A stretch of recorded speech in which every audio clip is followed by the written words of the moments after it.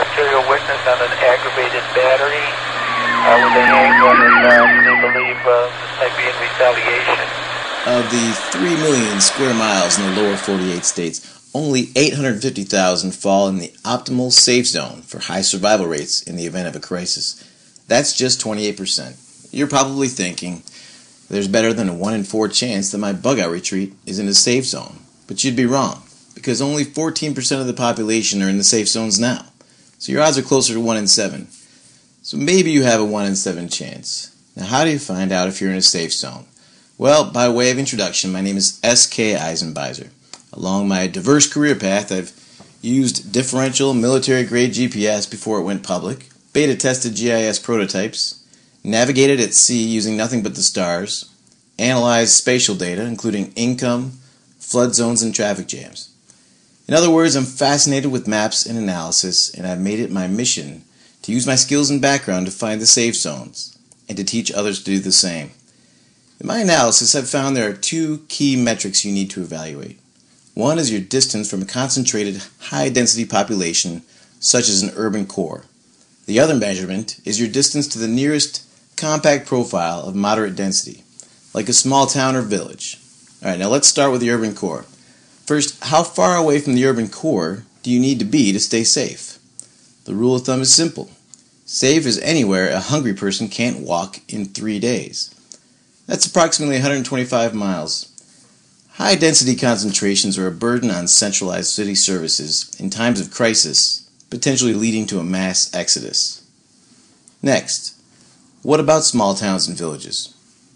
My analysis shows that a safe zone is located no farther than half-days non-motorized travel from a small town with at least 1,500 people, having a core density of around 300 people per square mile. That's a distance of about 25 miles. Bottom line, in an emergency, you want to be close enough to get to a community that has essential services, like medical care, telecommunications, a supply and distribution network, and a provision store with a floor area of about 10,000 square feet. Now, density is only one factor of safety and security. Obviously, trying to evaluate safety must be based on a full spectrum of data points. Without the complete picture, you're blind to reality. And there's a bigger problem. There's some hidden dangers you don't even know about. For example, do you know why being surrounded by active farmland can actually be dangerous? That living near some concentrations of low-income households is in fact advantageous? Do you know the one weird phenomenon folks in West Virginia are trying to avoid?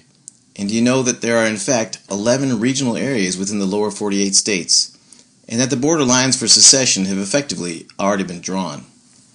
Listen, I'm an optimist, and in the long run, I envision a virtual nation of off-grid experts serving as the backbone of stability as we transition through a time of unrest.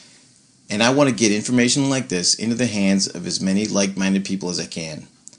In order to strengthen this community, I've created a series of maps that you can use to find the perfect safe zone for you and your family, including maps of climate, green energy, natural hazards, and infrastructure data points. In all, the 12 key criteria for safe zones are included. You see, I want you to avoid wasting your time trying to hunt down this information, which is scattered all over the web. Instead, I want you to enjoy the peace of mind knowing that you are making informed decisions about how to react in times of crisis. Finally, I want you to learn how to get up to speed quickly and understand which data patterns offer you security and which are showing you a recipe for disaster. Since you're seeing this video right now, the offer below stands. I'm making this information available at a criminally low price. The smart thing to do would be to grab it while it costs next to nothing. See, we know what's riding on this. Each day we see the signs. Uncertainty is our new normal. We need to be ready for anything. It's a continuous effort, and good information is crucial. There's no time to be doing primary research when I've put the data together for you like a CIA analyst. So click the button below and let's get started.